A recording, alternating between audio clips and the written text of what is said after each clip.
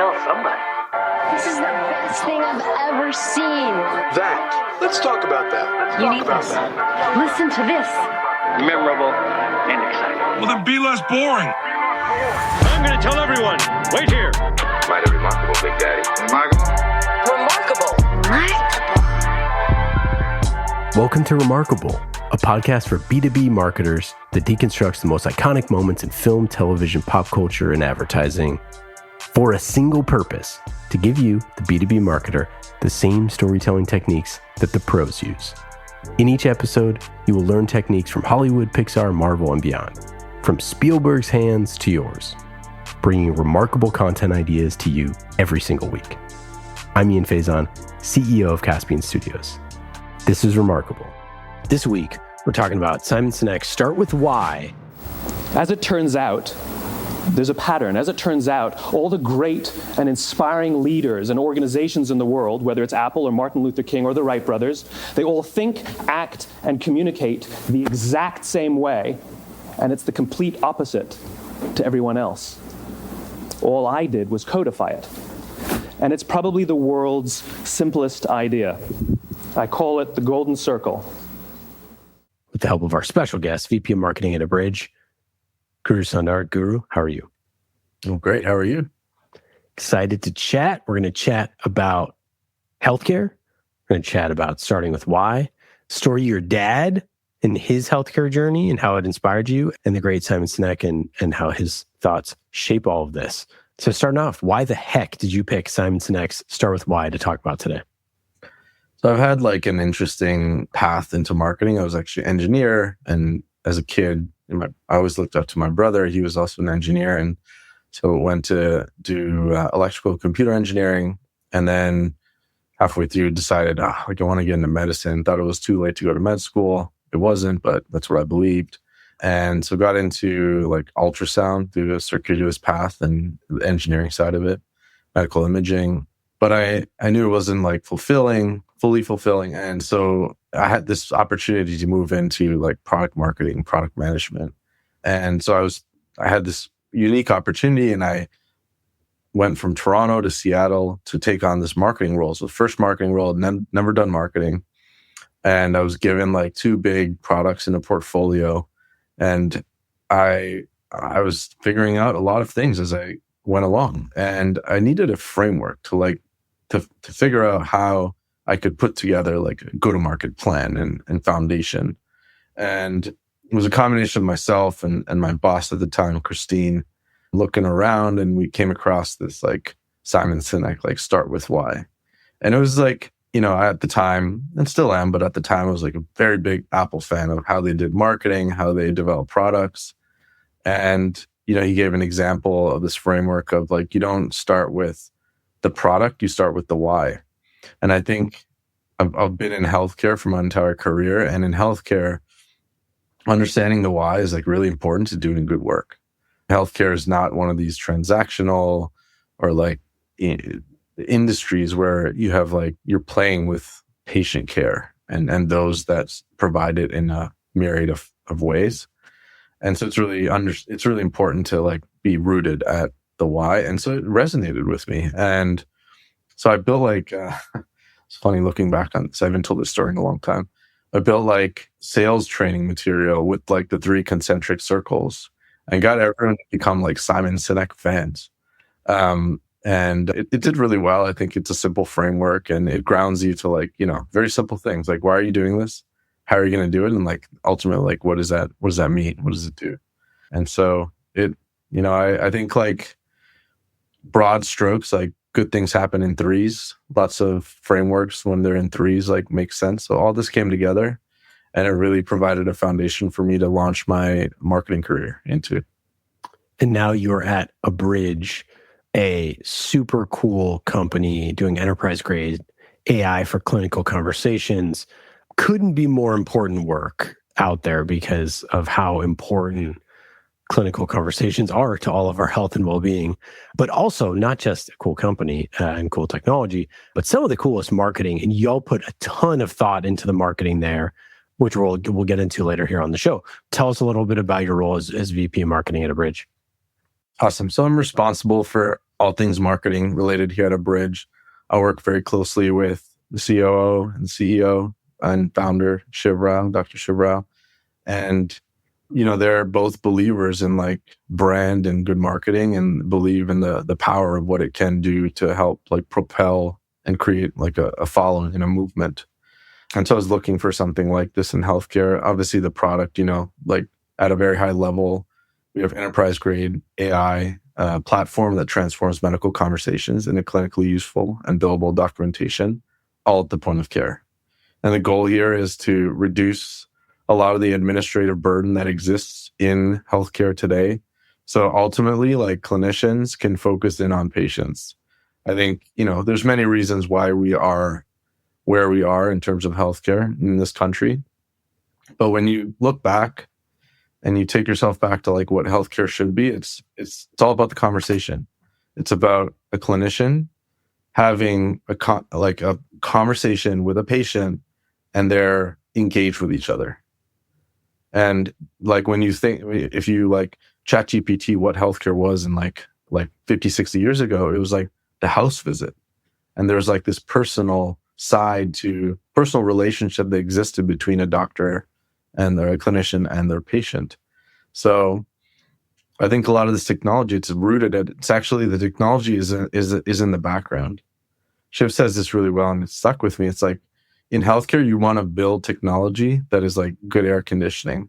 It works, it's in the background, you don't have to touch it kind of senses when things are wrong, and it works around you and your workflow so you can focus on what matters most. In this case, it's having a conversation with you. When I was in the Army, my boss, we did basically a sort of like a live fire exercise out in the middle of nowhere in Colorado, in the desert, the high desert, whatever. And at the end of the exercise, he's like, Faison, I didn't hear from you a lot these past few days. And I was like, yes, sir. He's like, it's a good weekend. I was like, at first I was like, oh man, that's good. And it's like, yeah, I guess if you don't hear from the HR guy, for a weekend, that means probably things are going pretty good for the boss. Anywho, being in the background, making sure that things are working is what we need in healthcare more than ever.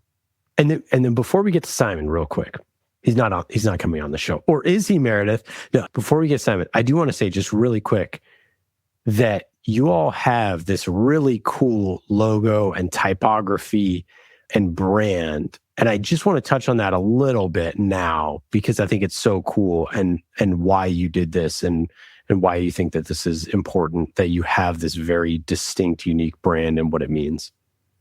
Yeah. And it starts with like Shiv and Julia and this belief in the sense that like we're building, and I obviously believe in this, like a generational healthcare company that's deeply rooted in like purpose-built AI. We have a huge science team and whatnot, and we have a big clinical focus, Shiv being a clinician himself. And this is all rooted in solving not just like one problem, like many problems. If you think about administrative burden that exists in healthcare, there's multiple problems that exist. And so it's our goal over time to build this platform that can pick off a lot of these problems and bring healthcare back to what we believe it should be. And so when we thought about like brand, to me is like, it's not just like a logo, it's design or whatnot. It's like how you do things. And so we wanted to be a company, and we are a company that people trust, that people can put their faith in. And when we're trying to embark on this journey in healthcare, it requires people to believe and take that leap of faith with you sometimes, especially with cutting edge technology. So when you think about all the other brands that have existed, have created followings, like they have these iconic brands. They have like visuals that are compelling. They have messages that are compelling. They have content that is compelling. And so you're not just buying a product or a service. You are aligning yourself with the ethos of that brand so that you can be a part of what they're doing. So if we agree that's what we're trying to do, and we agreed that that's what we wanted to do, well, we had to then start to develop like the visual elements of what people would get attached to. Like if I was going to wear that Abridge logo, I want to like be proud of it, right? So we wanted to be visually different, visually striking, have meaning. And so we worked with, an outside agency as well for some like thought starters and inspiration and like building some of this design language. And then we brought it to life internally. But they started to like ask Shiv and Julia, they've been at the company for like 5-6 years, around what does a bridge mean? Like, where is it going to go? And a lot of what we're doing is like, no pun intended, but building bridges between like patient, clinician and their stakeholders.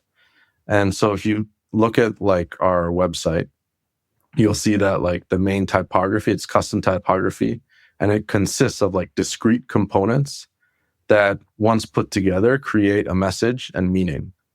And these components are like founded from this bridge in the south of France. The name is escaping me right now, but I will find that out in a second. And so it's inspired by that. And so this bridge it's 3 layers and there's multiple components. If you break it down, there's like different building blocks that you can see. And so this also represents like what we're trying to do. Like we're taking this conversation, bring structure and meaning. And so each of the ways we bring structure and meaning is like taking different elements of the conversation and creating these building blocks. And so that's where the typography was born. And then there's like, if you zoom out and you look at some of these building blocks, they become shapes that mean different things. Very recently, just last week, we announced our Series D, some new customers, and a contextual reasoning engine that could really like ingest more information and produce better outputs. And we like took the brand 3D. So now like with this reasoning, we're like going deeper. And so the 3D was an indication and a visual embodiment of going deeper and providing and ingesting more information, more inputs to provide more reasoning. Is it the Pont du Gard? Yes, it is. I believe we talked about this, I think, a few months ago. So that's great recall right there. Yeah. We'll just pretend that I didn't Google it.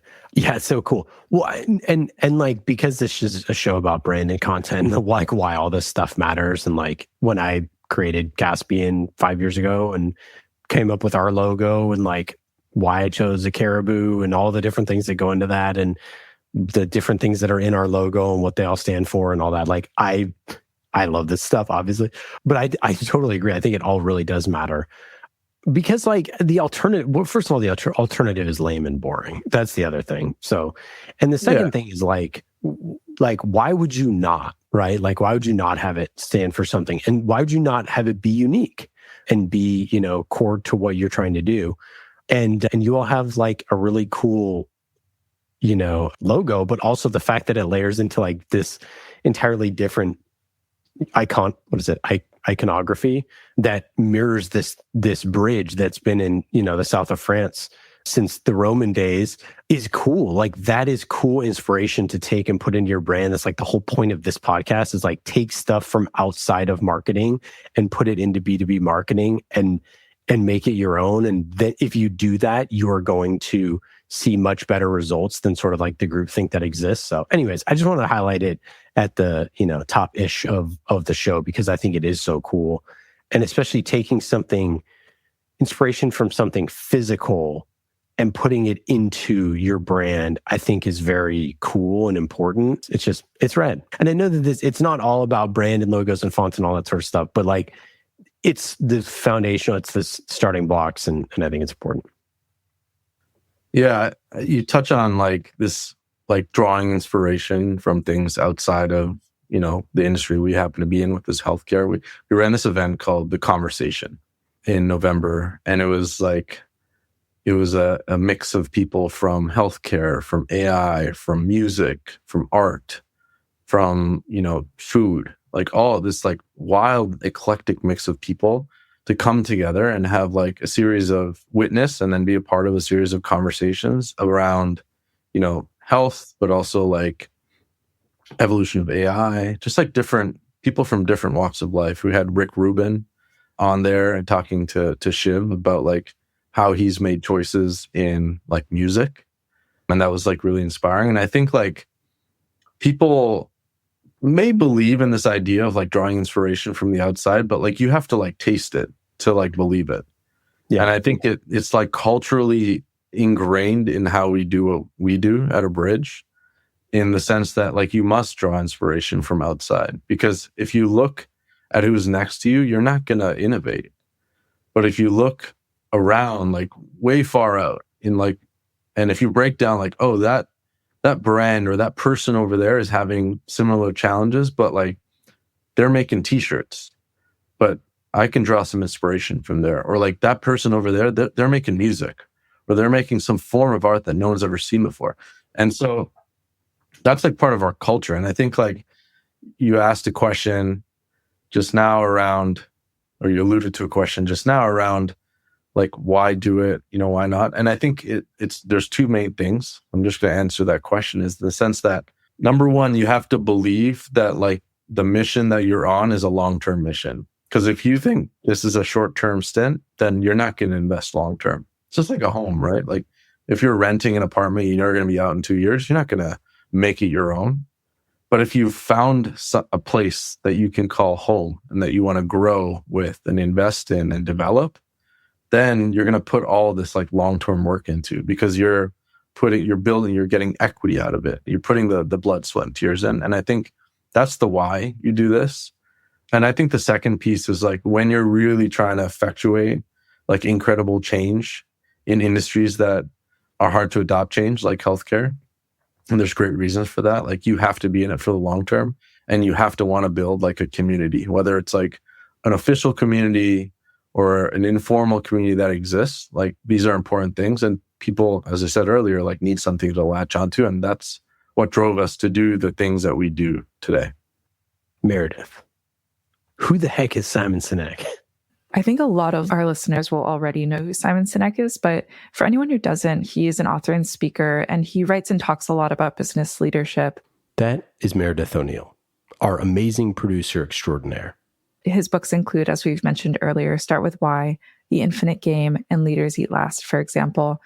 And I wanted to pull a quote from his 2009 TED Talk. And he said, "People don't buy what you do, they buy why you do it." Of course, he's talking about your mission, right?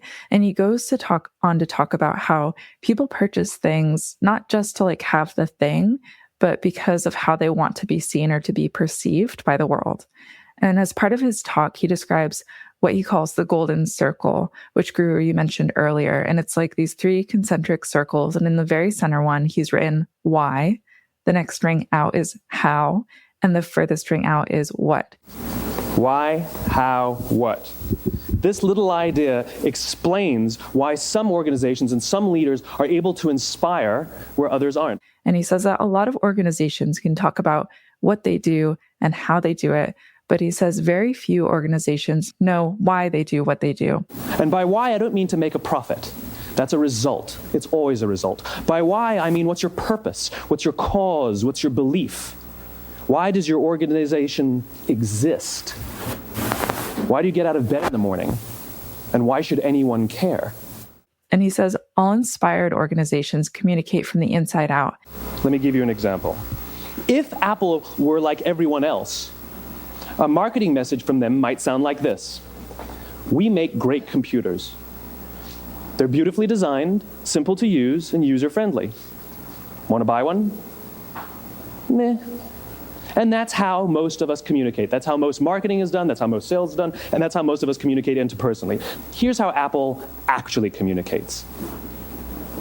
Everything we do, we believe in challenging the status quo. We believe in thinking differently.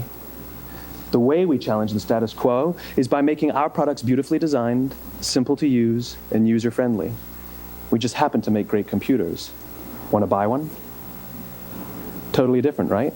You're ready to buy a computer from me. And he says that if you don't know why you do what you do, how will you ever get people to buy what you do, or better yet, be loyal and want to be a part of what you do? And this goes for like customers and employees, right? So like you're going to draw in folks who want to work with you if you have a very clear mission, and you are going to draw in customers who align with your values and with your mission statement. And Guru, I wanted to ask you about your personal mission, because I know you have some deep meaning behind the work you do and your connection to your dad. So can you talk a little bit about the connection from Abridge and your work there to your dad and his healthcare journey? Yeah, thanks. So I think like a lot of people that, endure some of the challenges of innovating in healthcare, like the reason they endure is because they have some personal story. And, a lot of us at Abridge have that. for me personally, my dad, like, he was like my best friend, and we like talked a lot when we were together, like living together. And even when I moved away from home, like we would call each other, etc. A lot of like great moments. And he worked really hard, like, and I like probably too hard.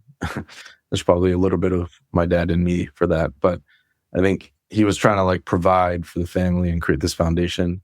And I think like he always had this dream of like he's going to retire one day and then like travel and like enjoy and like spend time with his grandkids. And, you know, I think through the challenges of like working super hard and like probably not taking care of his body, like he developed like a concoction of diseases. You know, he had like prostate cancer, and there's complications from that. Like there's a botched surgery that had complications. He had like a mitral valve, so he had to have an artificial valve. He's had like cholesterol, high blood pressure. And then very recently, within, I'd say the last 5 years, he got dementia. It like skyrocketed through him. Like it was like crazy. And I think he's definitely on the quicker side of like how the disease has progressed. And now he's sort of very much at the end of his life, unfortunately. And, you know, and so when I think about his journey and like how he experienced healthcare, there's like two things that have always driven me. It's number one, I believe prevention is the cure to most disease. I think we're understanding more disease every day, but you can do a lot of things to prevent that. And so these are things that I personally keep in mind. But a lot of the first half of my medical, like healthcare industry experience has all been in ultrasound and like medical imaging. So I always believed like ultrasound could really be helpful to find disease earlier. And then as I moved on to Abridge, there was a second challenge that I wanted to address, inspired by him, was that like for people that have conditions, like how do you improve the quality of life? And you can do that through like devices and different like therapeutics, et cetera. But like also like clear communication of like what's happening to me, like how do I do better? Like, you know, sometimes patients can feel like their healthcare is like a black box, and it's challenging. Like I remember years ago, like I wanted to actually get the CT images of his first scans as they started to understand that he was having dementia. Like I went to this was like only a few years ago, I went to one of the desks in the hospital. They gave me a CD and I was like, what do I do with this? Like I literally wouldn't put this anywhere. And so I was like, okay, like obviously I'm like tech savvy. I figured it out, but like not everyone is. So like, why is it so hard to like get information, understand it? And how can we as patients and caregivers like be in charge of our health? So when when Abridge found me like more than a year and a half ago, I was like, wow, like this not only can help the clinician, and that's where a lot of the value is, but it can like really empower the patient to like be more engaged. Like if someone is talking to you like this, like you're not going to be engaged, right? Like sometimes a lot of clinicians, they have to look at the screens because they have to document, et cetera. But if they're looking at you, like suddenly I can have a conversation, a real conversation.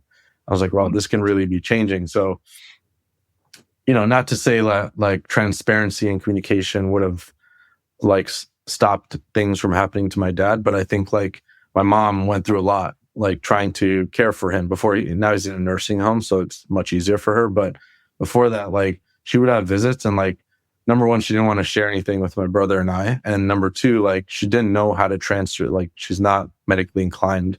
So she didn't know how to convert that information for us to then act and create action that would help her.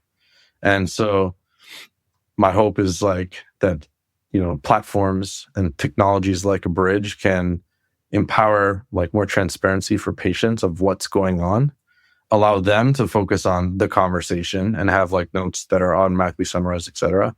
And then allow clinicians to also focus on the patient. So for me, like, you know, for anyone that works with me and knows me, like my wife tells me this all the time, but like I work a lot, but I believe in what I'm doing. And, you know, my wife has been super supportive of my journey because she knows that it matters to me and there's a why. And so that's like where Simon's circles and like my life journey have like really come together. And even like Meredith, when you asked me, like, let's pick like an idea, a book, a piece of content, like this was like a no-brainer to me. It's so foundational to how I think and act. It's interesting. When I first found out about the company, like 2 years ago or something like that, I was so instantly hooked and interested because I have like half of my family is in healthcare. My wife, my brother, my mom was a RN forever and a day. My dad had a bunch of health complications. And it's so hard to take a little just piece of copy from your website, right? We transform conversations into insights with AI, which I think you could make a pretty good argument that like anyone who is sort of using AI is trying to do that, right? Is like right now in this particular, that's an overgeneralization, but you get what I'm saying. And then below that is our mission to power deeper understanding in healthcare through purpose-built AI. And like the deeper understanding is so critical to this. It's like if a patient is saying something 7 years ago, I'll use my dad as an example. My dad got diagnosed with Parkinson's, and probably he had it for the previous, like at a minimum, like 7-ish years. His brother already had Parkinson's for 20 years. My wife was going through PT school at the time, and there's a marketing lesson in here. But my wife was going through PT school in the time they were learning about Parkinson's, and she was like, every single thing that we're learning in school is stuff that your dad has. Like, and he had just recently gotten diagnosed. And she was like, it's kind of crazy that they didn't catch this. But he was like handicapped. And so like he didn't really walk around very well and all this sort of stuff. And like when I saw Abridge for the first time, and I was just like, instantly got it. I'm like, oh yeah. Imagine if AI had been taking notes for every single appointment for the past decade of my dad's life and knew the fact that his brother has Parkinson's, which is a huge like correlation. If your sibling has it, that there's a higher likelihood that you have it. There's no way that they wouldn't have put all of those factors together and had that outcome.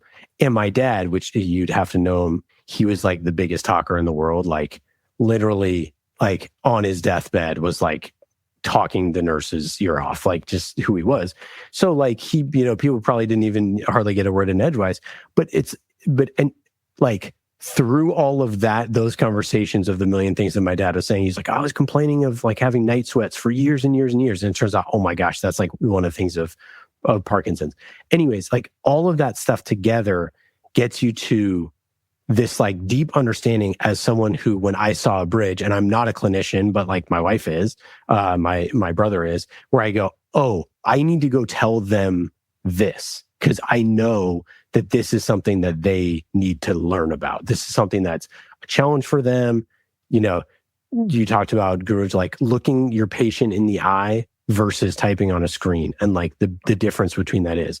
Do you ever go get coffee with someone and they just type on their phone the entire time? And they're like, oh, I'm just taking notes on our call. Like you would be like, this is weird. That's what we do in every patient encounter. Anyways, so like to understand the mission of that your company is trying to do and the specific problem set in that moment in time, like so that you go tell somebody, that's literally like, that's remarkable, right? Like that is the thing that connects it all together, and having the right brand and the right messaging and all that stuff puts it all together. That so when someone learns about it, even if I'm not a clinician, but I know someone who is, and I go, you guys should check this out, like run it up the flagpole where you work, because, this seems incredibly helpful for you and transformative for your patient care. So anyways, it's a long story to say, but it's like, it's something that really hit home with me. And like marketing your why is about storytelling. It's about telling the story of your dad and my dad and, all those sort of things, because that's where the rubber meets the road. And the rubber meets the road at, oh, this person was a non-English speaking patient using a translator at their appointment to get information passed across. And then they have to take their kid to their appointments. I mean, these are like real things that happen every single day. Like a 12-year-old kid translating for their grandma because they don't speak English, and then having to take that back home. And like, how do you, implement, the notes for those sort of things? So it's about those type of stories and telling those. And like, that's where marketing meets the sort of product promise. Yeah, it's like a lot of thoughts applying in my head, but I'll try and stay focused for a second. So like you talked about like the why, and like the why is also rooted, like there's personal whys, like I just explained mine, but then every company should have a why that's rooted in like, a large problem, and it may be broken into a subset of problems that you tackle over time, but like really being focused on that why. And like in healthcare, like one thing that's true is like healthcare happens like in different places. There's different specialties. There's different care settings, like ED, like your family doctor, like cardiologist. There's also different languages. You talked about languages and translation. And it reminded me of the story I heard recently. A Abridge user at Reed Health, her name is Dr. Bandari. And they're in Indiana. And I guess they have like a lot of like truck drivers that kind of travel through. And, the specific set of truck drivers that were coming through when they were Punjabi. And, they were very comfortable speaking Punjabi, not as comfortable speaking English. And they were able to like meet with this doctor, have a conversation in their own language. And we were able to still create like an English note. And I think like it's important when you're trying to tell these stories, create these products, like build a brand, it's like really understand the problem and diversity of that problem so that then you can create these stories to tell, like you can talk about your why and really have impact. At the end of the day, like as a brand, as a business, if you have no impact, like you have no brand, you have no value. And so then it's our job as like marketers to like extract that value in a way that feels like connected to those that want to be interested. And I think that's the challenge that we have. Like, I never want any of our marketing to feel like we're selling something. It's like we're telling you a story that connects you back to the value that we have created for this specific person that was having a problem. Well, I think that, in business storytelling and B2B storytelling specifically, there's sort of like multiple stories that need to be told at once, obviously. And like one of those is, okay, you all have, I think it was like 100 health systems that use Abridge or something like that, or more. Now you have 100 stories of different people of how they're using it and how they're getting impact and how they're getting, business value and patient outcomes and all those sort of things. And that's great, right? 17% more blanks or, all of those different things. But it's like you also have to get into the like human-centric stories because that's what you remember, right? You're like, yeah, what closes the deal, like for sure, 17% improvement, or cost savings or et cetera. Of course that helps in the moment on the slide deck. But the thing that, when you're sitting on the couch later on the night and you're talking to your spouse and you're like, man, we got a demo from this thing. And they're telling us that, whatever, they caught 99.7% of, et cetera's. Like maybe you don't remember the number, but you remember that it's like, actually, there was this one story of this woman who, all these Punjabi drivers and their English wasn't strong enough, whatever. And like, that's the thing that you remember that like sticks in your brain that sort of solidifies it. Yeah, 100%. Like, I mean, it's like, it's also harder in like enterprise, B2B selling, whereby like your buyer is often like, like an executive at a health system in this case, but and you can do all the things in the world, and you should, to like explain to them why you have value. Your peers are using this is the impact they're having. But at the end of the day, for us, like who's the end user? It's the clinician and the patient's experiencing the technology and the impact of that.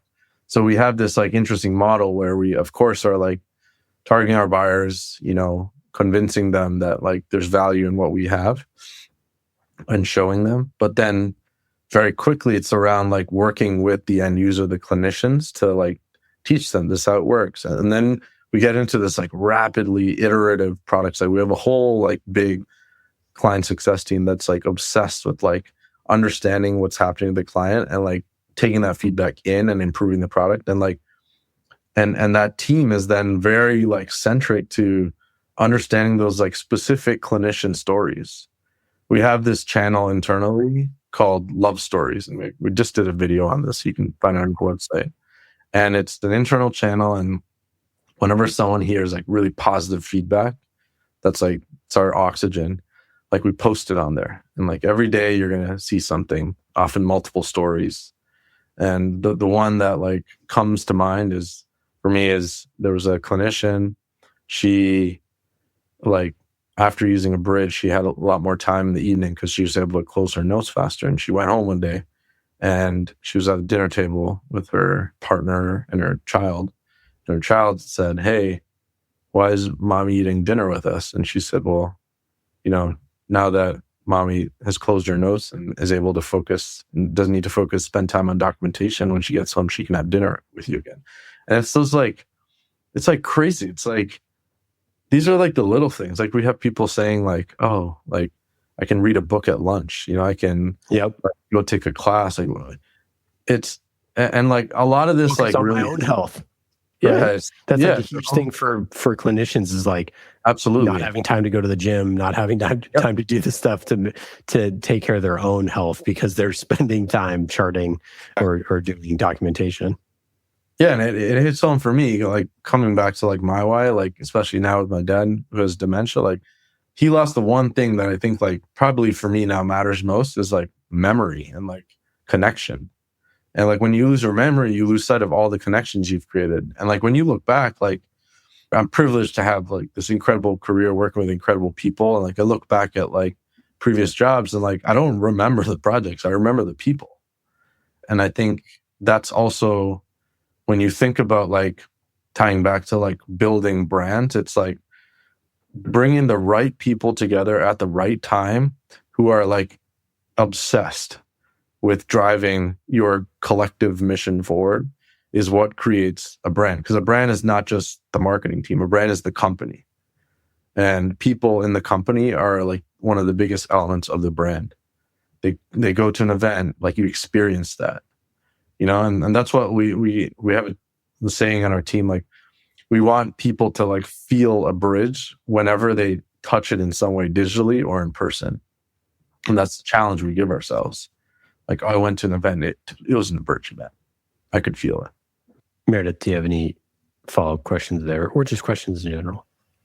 I did have one question just because of my own experience with my husband having to be in and out of the hospital with health stuff.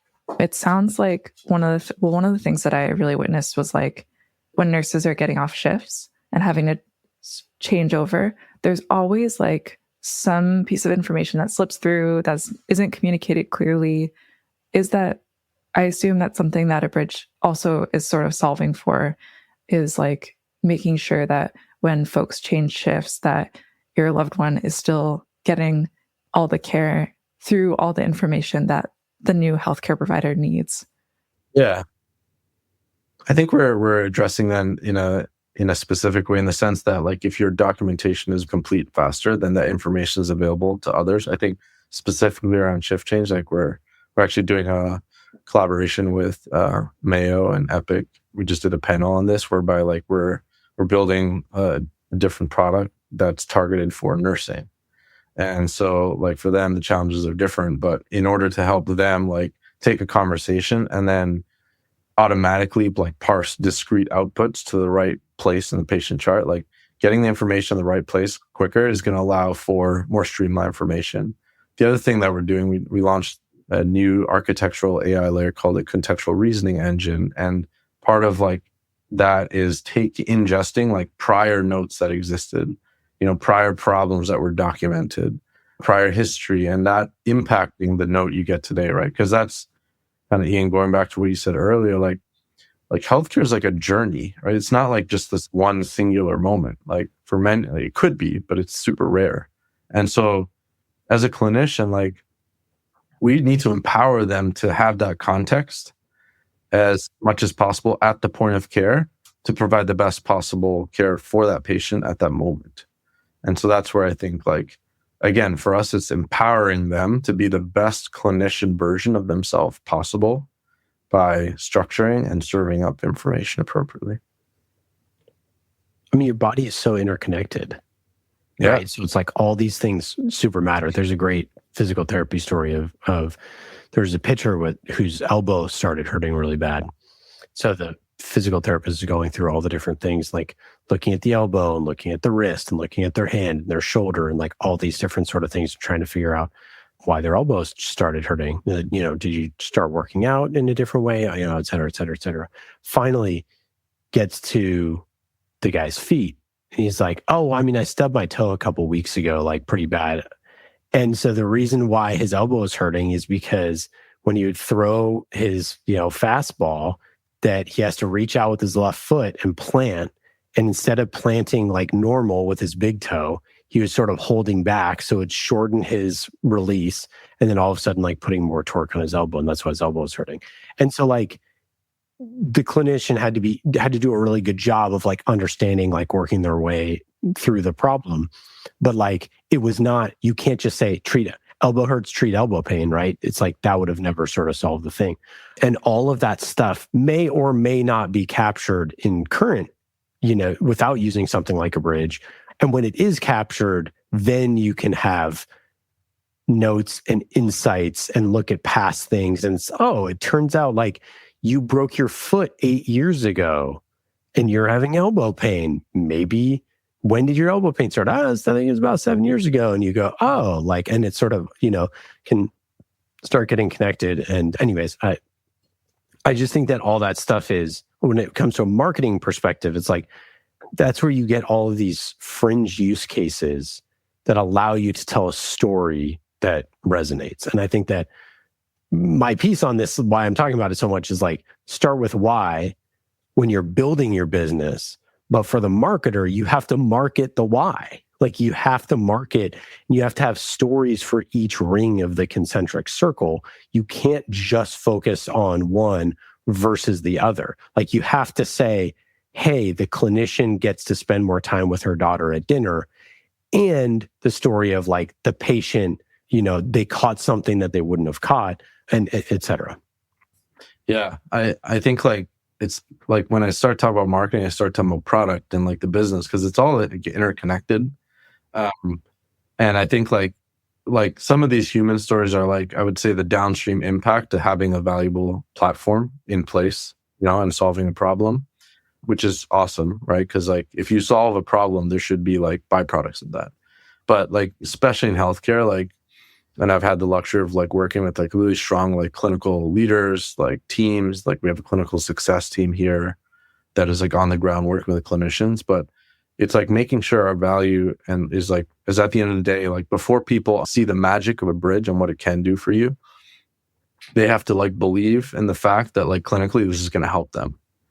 And so this goes back to like, like in our marketing, we have to be authentic, we have to be clinically relevant, specific, and then explain. So it's like sequencing. It's like, how do you tell different stories? Like there's a clinical story, there's a human story, and you have to tell the right story at the right time. But all comes back to like, I'd say like as marketers, we're a little bit like DJs. Like, we have to sequence the right things in the right place, and then you'll create this beautiful track that is memorable. And then you do have to do it again. So that when the beat drops and the glitter falls, a wise person once said, the DJ controls the crowd. So I'm curious, with all of this, that we've said, and all of the impact and all the stories and the mission of the organization, and you obviously having this personal mission, how do you think about investing in content? I would say like you can break marketing down into sort of two main streams. It's like amazing content that resonates with your audience, your buyer, your end user. And then you have to serve it on all the right channels with the right frequency, usage, et cetera, like cut it up the right way. But content is everything. So it's like, what is it that's going to inspire your buyers? What is it that's going to inspire your end users? And it's keeping it, I would say, like provocative. I would say like we're in this day and age where like there's content everywhere. But I think 90% of it doesn't get read. Like people don't read, people don't watch. So like, what is it from a content, like we talk about internally a lot about like the hook, like what's the hook? And the hook can change. Sometimes like you can have an amazing hook, but you've used that hook 4 times in a row. So the hook is now blunt. And so how do you keep a sharp hook on everything? Because if you latch users onto your content, then they're also going to remember stuff. No one likes fatigue. And so you have to keep fatigue, like, freshness, innovation in mind as you're generating these pieces of content. But also like the other element is like, you could have like 4 or 5 different content streams, and people need to hear things multiple times, but they don't need to hear it like 7 times in a row. So again, like a lot of the content is developing the right things for your audience that are innately interesting. Just if you ask someone, hey, is this interesting? Is this useful? they say yes. But then serving it at the right frequency, at the right time, in the right form factor and package is what I think differentiates like okay marketers to incredible marketers. Do you have any favorite content that you've created? I know you just mentioned the love stories. Is there other types of content that you've made or other marketing things that you're super proud of or worked really well? Yeah, we just launched a customer like film, calling them films now, episode. And so we do like these profiles on customers and the impact that we're collectively having together as a partnership.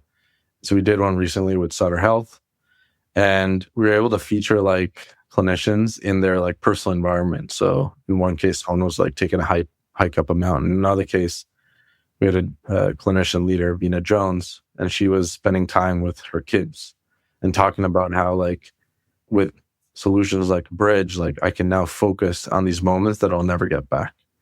And so it really like, it's all the heartstrings moments. Like for me personally, it comes back to my why. So if we can help people have moments that matter, then, and we tell those stories, then like we're doing a good job. And like that will give people like the impetus, the drive to like, hey, I should look at this solution because it may help me have captured these moments that this clinician had. So that was one that has really like stayed top of mind, even though it's recent. I mean, you touched on love stories. That was definitely another one. I think it really highlighted like the people of Abridge and why we have been successful. At the end of the day, like people is what it's about. And so you bring this concoction of people together at the right time, the right place, and you can create like magic. And so that love story video like kind of united everyone under this like mission. And so that was like, I would say like a very unique way to tell the broad Abridge story. What's one piece of advice that you would give to, a fellow VP of marketing about how sort of content fits into their marketing strategy? I mean, I think, like advertising is advertising, and you can do the greatest job in the world advertising with like different platforms, different creatives. But like when you get people in the door, you got to give them something. And at the end of the day, that is content to me. And there can be content that's geared toward like educating you about how something works, which is like, the first thing to get people into the house and stay in the house. But when you think about like, to me, like when you want to go back to a website and like, or follow them on LinkedIn and like really understand like, oh, like what do they do now? It's because content is the vehicle by which people can stay in touch with like your mission, the latest and greatest. And so it's really, if I was to give advice to others, like really understand your personas and make sure like what they need and do it in the most authentic way. Like if you don't believe in the content, don't serve the content. And I think a lot of people like in marketing, like you just like check the box. Oh, like we need to do emails, we need to do ads, we need a white paper. But like, why are you doing it? And then assess like, hey, did this work? Did this not work?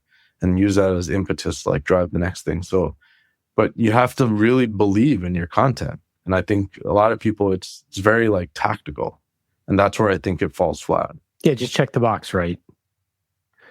There's I was at Content Marketing World this past year, and there's a story where that someone created, I think it was like 670 pieces of content. I forget the exact number, but it was like 60 of them had over 10 views. And it might even have been less. And yeah, it's just like, are you just checking the box on trying to make different pieces of stuff? And if that's the case, like, do you have sort of like a power law effect? It's like, oh, well, we made 600 so that we could have one smash hit, and that one got, millions and millions. Like, totally, if that's your strategy, cool, and that worked. But I think there's just, some check the box sort of stuff. Just like one more thing on content, like the way we operate is like, you almost have this mentality that this is the last time you're ever going to create a piece of content. So make it last, make it meaningful. And so if you put that much energy into your content, and there's like a balance, of course, in practicality, then like there will be meaning. And for us, like on the marketing side, I always tell my team, like, we work super hard, we work fast, and we're always trying to push the bar. Like things that we launched last year wouldn't pass the bar this year. And so I'm like, at some point you got to pull back and appreciate everything you've done. Like, take stock of it. But in the moment, like, don't look back, don't look too far forward, focus on today and like crush it. And when you think about content that way, it's like, hey, like I'm going to really focus on this piece of content. I don't really care what we've done in the past. I don't care what we're going to do in the future. I want to make this count. And I think when you have that mentality, then you will eventually create content that people will keep asking for. Guru, wonderful having you on the show. Thanks so much for joining. Obviously, we're huge fans. We'll be following along. Any final thoughts? Anything to plug? Oh, thanks for having me. It's been a privilege and really enjoy the conversation. Awesome. Take care. Well, that's it for today. I hope you got some good ideas for your B2B content. Thank you for listening to Remarkable. I'm Ian Faison, CEO of Caspian Studios. Remarkable is created by the team at Caspian Studios, B2B podcast as a service. Caspian also creates fiction series for B2B companies, so if you want a business thriller, you can learn more at caspianstudios.com. Hollywood-style storytelling for B2B. And in today's episode, you heard from myself, Ian Faison, and Meredith O'Neill, senior producer here at Caspian Studios. Remarkable was produced this week by Meredith O'Neill, mixed by Scott Goodrich, and our theme song is Solomon by Falak. Be remarkable and rise above the noise.